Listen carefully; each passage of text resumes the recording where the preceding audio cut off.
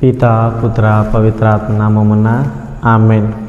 ప్రియమైన దేవుని బిడ్డలారా, క్రీస్తునాథుని యందు సహోదరి సహోదరులారా, ఈ 13వ సామాన్య ఆదివారములో విశ్వసనీయులు అనే ప్రభు మనతో పలుకుతూ ఉన్నాడు. అనగా ఇది 2 విధాలుగా మనం చూసుకోవచ్చు. 1 దైవము, 2 ప్రజలు. దైవము అయినటువంటి ఆ ప్రభువు విశ్వసనీయుడు అని, ఆయన ప్రేమ కలకాలము మనందరిపైన ఉండును అని ఈరోజు కీర్తనలలో మనం ఆలకిస్తూ ఉన్నాం. మరి ఏ విధముగా ఆ ప్రభు విశ్వసనీయుడు అయి ఉన్నాడు అంటే, అనాదిలో అబ్రహాము గారికి దేవాది దేవుడు చేసిన వాగ్దానమును మనం స్మరించుకోవచ్చు.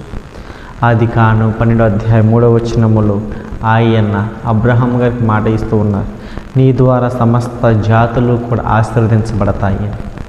అనగా మనందరము కూడా ఆశీర్వదించబడాలి అని, మనల్ని పాపములు చేసినప్పటికీ దేవునికి ద్రోహము చేసి ఈ లోకములో కొట్టుమిట్టులాడుకుంటూ దైవాంకితమును కాకుండా లోకాంకితమైన జీవితాన్ని జీవించినప్పటికీ కూడా ఆ ప్రభు మనల్ని ప్రేమిస్తూ ఉన్నాడు.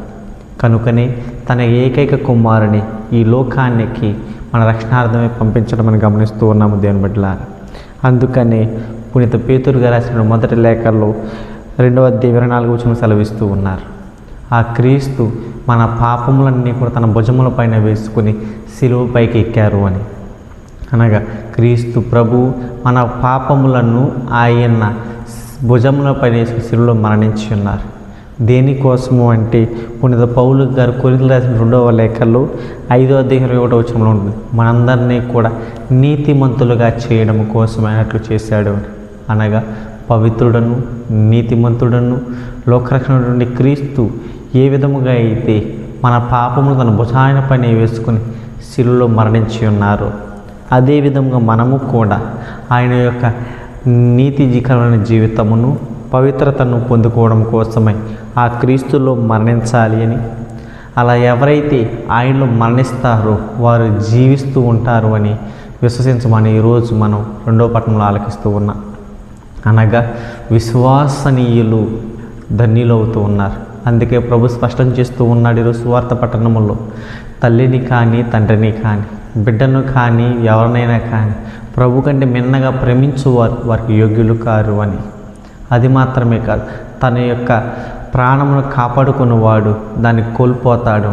అనగా ప్రభువా లేక ఈ లోకమా అనే 2 ప్రశ్నలు మన ముందు ఉన్నప్పుడు మన విశ్వాసము నిజముగా ఆ రోజు బయటపడుతూ ఉంది. దేవుని బిడ్డలారా, దేవుని ధిక్కరించి ఈ లోకమైనటువంటి బంధాలకు బంధువులు లొంగిన ఎడల మనం దేవునికి యోగ్యులము కాము.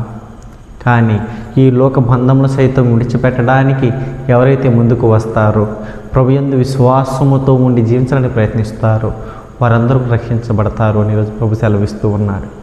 కనుక ఆ ప్రభు వాగ్దానం చేస్తూ ఉన్నాడు ఈరోజు మనందరికీ కూడా మొదటి పట్టణం ద్వారాగా, సువార్త పట్టణం ద్వారాగా. ఏమిటి అంటే, ఎవరైతే గనక దేవుని పంపించిన బిడ్డలను స్వీకరిస్తారో వారు వారి యొక్క బహుమానాలను పొందుకుంటారు అని. అనగా ప్రవక్త స్వీకరించిన వారు ప్రవక్త బహుమానాన్ని పొందుకుంటాడు, గురువును గురువుగా స్వీకరించిన వారు గురువు బహుమానాన్ని పొందుకుంటాడు.